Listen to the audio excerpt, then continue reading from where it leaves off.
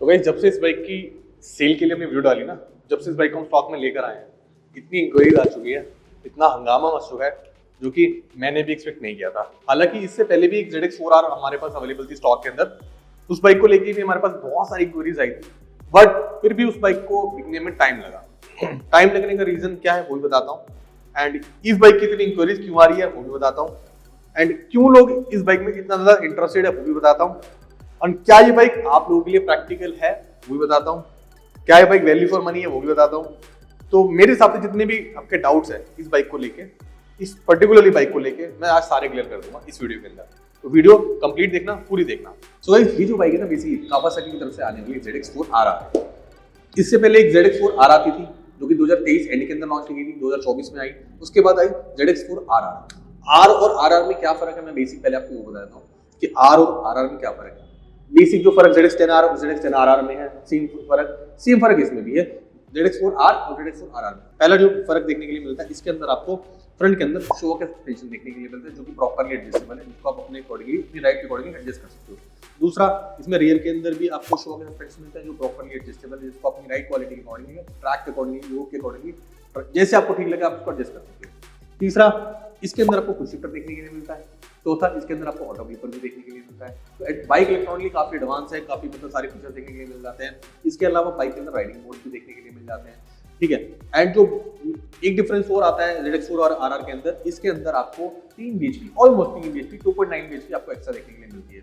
ZX4R के अंदर आपको 73 bhp समथिंग आपको देखने के लिए मिलती है। इसके अंदर आपको 78.9 bhp के आसपास का फर्क देखने के लिए मिलता है। ये जो फर्क है ना, ये आपको रोड पे नहीं दिखेगा, ये आपको नॉर्मल राइड पे नहीं दिखेगा, बट जहाँ बात आती है टाइमिंग की, जहाँ बात आती है आपके परफॉर्मेंस की, वहाँ पे ये 2-3 bhp का आपको बहुत हेल्प करती है, क्योंकि ट्रैक के लिए थोड़ी ज्यादा फोकस है, वो थोड़ी रोड पे ज्यादा फोकस है, थोड़ी ट्रैक के लिए ज्यादा फोकस है, थोड़ी ट्रैक ओरिएंटेड है। ट्रैक पे सारा का सारा केवल टाइमिंग को होता है, तो इसी वजह से इस बाइक के अंदर ऑटो ब्लीपर फिर दोनों देखने के लिए मिलता है, ताकि आप अपनी टाइमिंग को बेटर कर सको। तो ये 2-3 चीजें, 4-5 चीजों का फर्क है। एंड चलने के अंदर भाई मतलब सही बताऊं, मैं इस बाइक को ऑलमोस्ट 300 किलोमीटर चला के लाया। मैं इस बाइक को जब लेने गया तो मैंने सोचा नहीं था, जनरली हम लोग बाइक लोड करा के मंगाते हैं, चला के नहीं मंगाते, ठीक है। बट इस बाइक को मैं पर्सनली गया, चला के लेकर आया। चला के लाने का रीजन क्या था कि यार मैं इस बाइक को समझ में चाहता था कि क्यों ये इतनी महंगी है। ऑलमोस्ट 12 लाख रुपए के आसपास ऑन रोड आती है, 11.5-12 लाख रुपए, कुछ स्टेट में 12.5 भी क्रॉस कर रही थी, यहाँ पे टैक्स ज्यादा है। तो मैं भी जानना चाहता था कि क्या 12 लाख रुपए खर्च करना इस बाइक के लिए वैल्यू फॉर मनी है या नहीं है। थोड़ा समझने में मुझे टाइम लगा, 100 किलोमीटर तो मुझे लगा कि यार पता नहीं यार 12 लाख रुपए खर्च करूँ ना करूँ, बट जैसे जैसे बाइक के किलोमीटर बढ़ते गए, 150, 200, 250, फिर मैं घर पहुंचा, उसके बाद मुझे पता लगा कि नहीं यार बाइक की वैल्यू फॉर मनी है, हर तरह से वैल्यू फॉर मनी है। क्यों वैल्यू फॉर मनी है? देखो 78 bhp का प्रोड्यूस करती है, ठीक है। जिस बंदे को एक ऐसी सुपर बाइक चाहिए जिसमें इनलाइन फोर का मजा हो, ठीक है, कंफर्टेबल हो, लाइट वेट हो, इजी टू हैंडलिंग हो, इजी टू मैन्यूवर हो, और उसको लाउड बाइक चाहिए हो, इनलाइन फोर का मजा चाहिए हो, उन लोगों के लिए ये बाइक बनी है। क्योंकि देखो इसके अंदर आपको क्या है ना, आपको प्रैक्टिकल पावर मिलती है विद इनलाइन फोर इंजन मिलता है। प्रैक्टिकल पावर किसे बोलते हैं? 80 bhp एक प्रैक्टिकल पावर है, मतलब उसको पावर को आप इंडियन रोड पे आप यूज कर सकते हो, उस पोटेंशियल को आप इंडियन रोड पे यूज कर सकते हो, निकाल सकते हो। बट वहीं बाइक अगर 200 bhp की है, 170 bhp, 180 bhp की है, उसका पोटेंशियल मैं कह रहा हूँ चाहे मतलब 90% जो सुपर बाइक ओन करते हैं ना, जो 190 bhp की बाइक को चलाते हैं, 90% लोग उस बाइक के पोटेंशियल को यूज नहीं कर सकते। कहाँ यूज करोगे? थ्रॉटल दोगे, ब्रेक लोगे, थ्रॉटल दोगे, ब्रेक लोगे, ट्रैक पे उसका हर बंदा ट्रैक करता नहीं है। संडे राइड पे जाओगे, 300 लगाने का मतलब ये नहीं कि आपने उसका पोटेंशियल यूज कर लिया। ये मत सोचना कि बाइक अगर 300 लग गई, एक बार मैंने उसको टॉप टू टच कर लिया तो उसका मतलब उसका पोटेंशियल यूज कर लिया, ऐसा नहीं होता। उसके लिए बहुत सारे नॉर्म्स होते हैं, बहुत सारी चीजें होती है पोटेंशियल यूज करने के लिए। वो एक्चुअल जो निकलता है वो ट्रैक पे निकलता है, क्लियरली बताऊँ तो 80 bhp की ऐसी फिगर है क्योंकि आप प्रैक्टिकली यूज कर सकते हो, चला सकते हो, फन कर सकते हो। लाइट वेट इतनी है कि मतलब फ्लीकेबल इतनी है कि कहीं पे भी कैसे भी इसको मैं मोड़ सकता हूँ, कहीं पे भी कंट्रोल कर सकता हूँ। फ्रंट में आप देखोगे इसके अंदर आपको डुअल डिस्क देखने के लिए मिलते हैं, जो कि हमें लगता था कि शायद पता नहीं आएंगे नहीं, बट इसमें फ्रंट में डुअल डिस्क मिल जाते हैं, इसमें कैलिपर्स मिल जाते हैं। और इसकी वजह से इसकी जो ब्रेकिंग है ना, मुझे था कि ब्रेकिंग कावासाकी जनरली ब्रेकिंग मुझे इतनी अच्छी नहीं थी, बट इसकी ब्रेकिंग मुझे थोड़ी सी बेटर लगी एज कम्पेयर टू अदर्स। उसका रीजन क्या था कि लाइट वेट है ना बाइक, और कंट्रोलेबल बाइक है, लाइट वेट बाइक है, जिसकी वजह से जो ब्रेक बाइट है वो बड़ा अच्छा काम करेगी। हालांकि इसके अंदर भी अगर आप वो लगा लोगे, अगर ब्रेक लाइन अपग्रेड कर लोगे तो भी बहुत बढ़िया हो जाएगा। इनमें डुअल डिस्क है जिसकी वजह से जो ब्रेकिंग बाइट है वो बहुत ज़्यादा बेटर हो जाती है और बहुत ज़्यादा फर्स्ट क्लास हो जाती है, ठीक है। एंड ये सारी चीज़ें तो अच्छी हो गई, ये हाँ ये अच्छा है, वो अच्छा है, ऐसा अच्छा है, वैसा अच्छा है, सब अच्छा है बाइक में, कुछ भी बुरा नहीं है। इवन इसकी जो बिल्ड क्वालिटी है ना वो भी आपको थोड़ी बेटर मिलेगी, क्योंकि सीपी नोट से इसके स्विच है ना कावासाकी ZX 6R से भी बेटर है। ये स्विच की जो क्वालिटी है वो 10R में जो स्विच आते हैं वो स्विच देखने के लिए मिलते हैं, और कंपोनेंट वाइज मुझे थोड़ी सी बेटर लगी एज कम्पेयर टू 6R से इसको कंपेयर करूँ, ठीक है। बट हालांकि 6R से इस बाइक का कंपैरिजन है नहीं किसी भी तरीके से, ठीक है। और बात आती है प्राइस की, 12 लाख रुपए की नोट पड़ती है, ठीक है। 12 लाख रुपए में देखो ऑप्शन आपको ZX 900 के मिल जाएंगे, ठीक है। आपको थोड़ा लाख 1.5 लाख रुपए पड़ा के G6 कावासाकी ZX 6R मिल जाएगी, आपको 12 लाख रुपए की रेंज में आपको CBR 650R मिल जाएगा, और भी बहुत सारे ऑप्शंस आपको मिल सकते हैं। बट 400 सीसी का बाइक 4 सिलेंडर आपको केवल यही मिलेगा, इसके अलावा आपको नहीं मिलेगा, ठीक है। एंड यही सबसे बड़ा रीजन है इस बाइक को, अगर आप राइडर अच्छे हो ना, मैं क्लियर बोल रहा हूँ, अगर आप राइडर अच्छे हो, आप अच्छी बाइक चलाना जानते हो, आप लीन एंगल अच्छे जानते हो, आपको ब्रेकिंग का आइडिया, आपको परफॉर्मेंस को कैसे मैनेज करना आपको आइडिया है, ये बाइक ट्रैक पे 600 को भी प्यार से पेल देगी। क्यों पेल देगी का रीजन क्या है कि लाइट वेट है, मनोवर करना, फ्लिक भी करना ईजी हो जाता है, ठीक है। और सबसे एक अच्छा वैलिड पॉइंट मुझे इसके अंदर एक और लगा, इसका जो रेव लिमिटर है ना भाई वो 18,000 आरपीएम तक जाता है। 18,000 आरपीएम बहुत होते हैं मेरे हिसाब से, किसी भी आपको लीटर सेगमेंट के अंदर इतना आरपीएम नहीं देखने के लिए मिलेंगे जितने आपको इसके अंदर नहीं मिलेंगे, क्योंकि ये इंजन है ना हाई रेविंग इंजन है, तो इसकी वजह से इसमें आरपीएम शूट बहुत अच्छा जाता है। और जब आरपीएम शूट आप करते हो ना भाई क्या फील देती है बाइक आपको, मतलब ये मत सोचना कि बाइक उतना भाग नहीं रही होती, बट जो रेव लिमिटर होगा उतना बढ़िया लगता है, मजा आता है बाइक का एक्चुअल, ऐसा लगता है कि आप बाइक का एक्चुअल पोटेंशियल यूज कर रहे हो, क्योंकि जनरली आप लीटर सेगमेंट ले तो लोगे बट आप उसका एक्चुअल पोटेंशियल यूज नहीं कर सकते। हाँ आप हर गियर में कार में शूट कर पाओगे, नहीं कर पाओगे, ब्रेक लेने पड़ जाएंगे, बहुत सारी चीजें करनी पड़ जाएगी, बट यहाँ पे जो इसका जो बेसिकली परफॉर्मेंस है, जो इसकी पावर है, उसको आप इजीली यूज कर सकते हो, क्योंकि प्रैक्टिकल पावर है तो उससे आप यूज कर सकते हो। एंड 12 लाख रुपए में देखो मेरे हिसाब से अगर मेरे पास खूब सारा पैसा है तो मैं डेफिनेटली उस बाइक पे जाऊंगा। खूब सारा पैसा मतलब मुझे अगर राइडिंग प्लेजर चाहिए, मुझे एक ऐसी बाइक चाहिए जो मैं किसी को दिखाने के लिए नहीं ले रहा, अपने लिए चलाने के लिए ले रहा हूँ, तो मैं इस बाइक पे जरूर जाऊंगा। बहुत सारे ऐसे राइडर जिनको मैं जानता हूँ, आप भी किसी ऐसे राइडर को जानते हो जो पहले 1000 सीसी चलाते थे, 1000 के बाद वो 600 पे शिफ्ट किए, शिफ्ट करने के बाद आउट ऑफ इंडिया में मेरे कुछ नोन में ऐसे लोग हैं जो 400 चला रहे हैं, ये वाली 400 की बात कर रहा हूँ मैं, या होंडा की 400 सीसी की बाइक है वो चला रहे हैं। उनको पता लग गया ना यार कि प्रैक्टिकल तो यही है, पोटेंशियल आप इन्हीं का यूज कर सकते हो, 600 सीसी का 1000 सीसी का पोटेंशियल आप यूज कर ही नहीं सकते, अब वो तो फॉरेन में रह रहा है, बट इंडिया में तो आप कहीं निकाल लोगे, ZX 6R है, ले लोगे चला लोगे, बट एक्चुअल पोटेंशियल कोई यूज नहीं कर सकता। बट हमारे इंडिया में क्या है ना, बाइक हम दिखाने के लिए लेते हैं, चलाने के लिए नहीं लेते।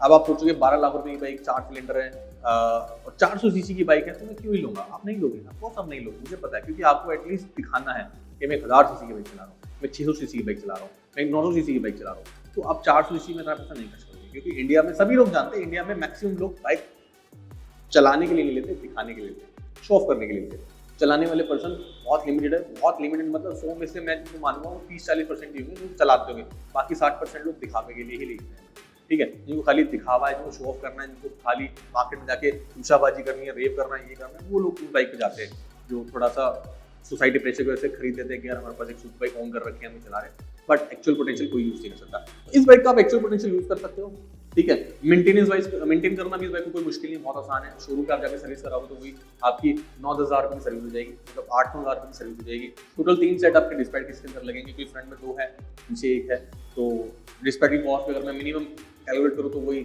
10,000 रुपये के आसपास की पड़ेगी, क्योंकि तीनों है।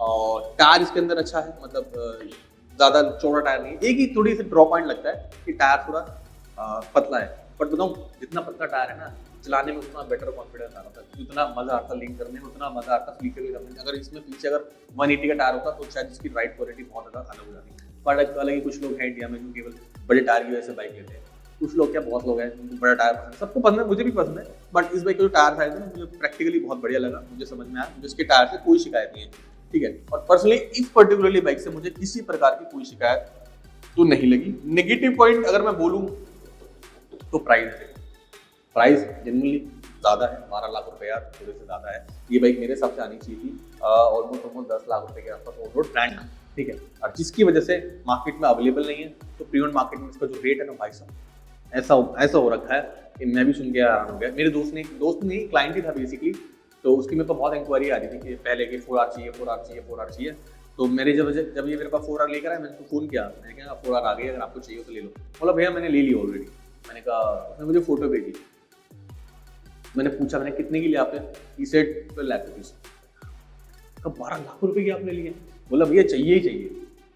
तो चाहिए ही चाहिए थी, तो मैंने कहा यार ये चाहिए चाहिए वाला कंसेप्ट तो बहुत अलग है यार। तो बोला लेनी ये थी, इसलिए ले ली मैंने 12 लाख रुपए। बट 12 लाख रुपए मुझे लगा कि ज़्यादा है, बट ठीक है, कुछ लोग इसके पैसे मांग रहे हैं यार, मैं इतने पैसे तो नहीं मांग रहा, इससे अफकोर्स थोड़े कम मांग रहा हूँ, क्योंकि 3700 किलोमीटर चली है, 24 मैन्युफैक्चर, 24 रजिस्टर्ड है, और फुली मेंटेन बाइक है, सर्विस वगैरह सब कुछ हो चुकी है, आफ्टर मार्केट एग्जॉस्ट लगा है, रेन साइडर लगा है, एंड टेल टाइडी लगी है, क्या बोलते हैं, लीवर प्रोटेक्टर लगे हैं, पूरी बाइक कंप्लीट पीपीएफ है, छोटा मोटा सामान और भी कुछ लगा, टैंक पैड वगैरह लगा, ये सब बेसिक सामान इसमें जो रिक्वायरमेंट होगा तो सब लगा हुआ है।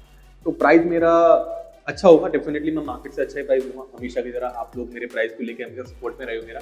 जब भी मैंने आपको कोई प्राइस रेकमेंड किया, आपने हमेशा मुझे अप्रिशिएट किया कि आप किस प्राइस मांगते हो, ठीक है। इस बाइक का मैंने भी सोचा था कि थोड़ा प्राइस में मांग लूँ, बट ट्राई भी किया मैंने, ऐसा नहीं कि मैंने ट्राई नहीं किया हायर प्राइस के लिए, मैंने ट्राई किया, बट मुझे पता है कि अगर मैं हायर प्राइस मांगूँ तो मैं एक दिन तो जरूर बेचूंगा, बट एक ना एक दिन मुझे कब आएगा मुझे नहीं पता, मुझे एक दिन का वेट नहीं करना, जो मेरे पास पहला ऑफर आएगा, अच्छा ऑफर आएगा, मैं इसको दे दूँगा। और इस बाइक की इतनी इंक्वायरीज आ चुकी है भाई साहब, 18+, 18, 20, 19, 21 की एज के इतने लड़कों ने मुझे हमारे पास इंस्टाग्राम पे मैसेज किया, इसकी कोई हद नहीं है। जिनकी प्रोफाइल जाके देखता हूँ ना, तो कोई पल्सर चला रहा है, कोई डोमिनार भी नहीं चला रहा, तो मतलब केटीएम चला रहा है, लेकिन इंक्वायरी सबको करनी है। सोच सकते हो कि यंगस्टर के अंदर इस बाइक का कितना ज़्यादा क्रेज है। यंगस्टर छोड़ो भाई, अगर आप मेच्योर पर्सन भी हो ना, अगर आप 50s के एज के भी हो, तो भी मैं आपको बाइक रेकमेंड करूँगा, इस बाइक पर आप जाना। जो राइडिंग प्लेजर ये बाइक देती है ना भाई, वो मैं कह रहा हूँ आपकी G900 भी नहीं देगी, 6R भी देगी, 10R भी देगी, कोई नहीं देगी, जो राइडिंग प्लेजर ये देती है। बिल्कुल रिलैक्स माइंड से इस बाइक को चलाओ, मज़ा देती है, एंजॉय कराती है, इनलाइन 4 की वाइब देती है, जितनी तारीफ करूँ उतनी कम है इस बाइक की।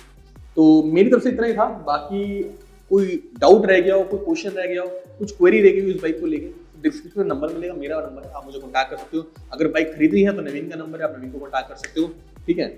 और बाकी मुझे लगता नहीं कुछ बचा है इस बाइक के बताने के लिए।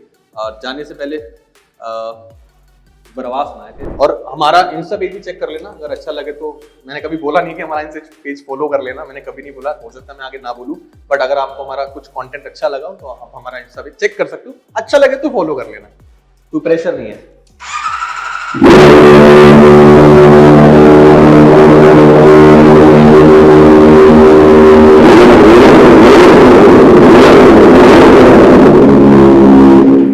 कोल्ड है तो ज़्यादा रेव नहीं करूंगा, क्योंकि मेरे को सही नहीं लगता, ऐसा लगता है कि थोड़ा बुरा लगता है अंदर से अगर ठंडी बाइक पर रेव करता हूँ तो। बाकी देखो बाइक कंफर्टेबल है, चलाने में बढ़िया है, फीलिंग के लिए अच्छी है, राइडिंग मोड्स भी सारे देखने के लिए मिल जाते हैं, कंपोनेंट सारे बढ़िया है। बाकी कुछ अच्छा लगा हो वीडियो के अंदर तो कमेंट करके जरूर बताना, वीडियो अच्छी लगी तो कमेंट करके जरूर बता देना, एंड बाकी मिलेंगे नेक्स्ट वीडियो में। Thank you so much guys, take care.